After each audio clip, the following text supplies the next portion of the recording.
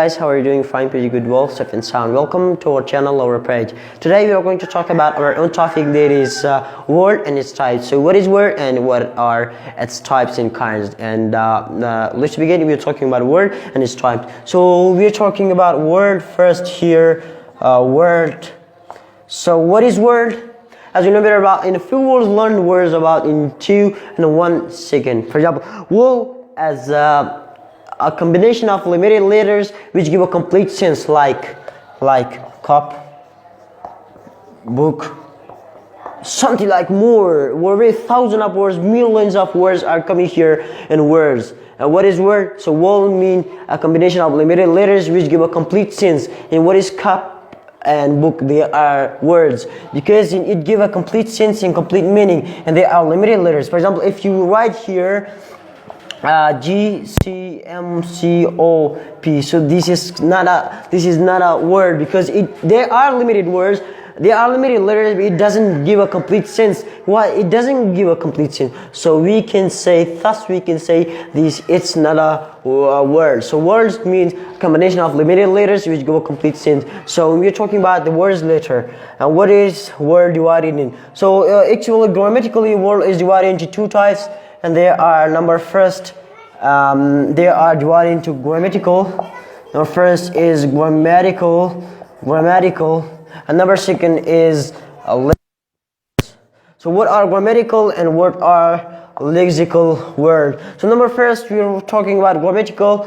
So grammatical words are the words which have which needs explanation for its meaning, and lexical words are the words which doesn't need explanation for its meaning. They have, both of them have meaning, complete meaning, complete sense, but grammatical words doesn't need, it needs explanation, and lexical word, it doesn't need explanation. So today we are talking about that. So let's begin. What are grammatical? For example, adjective.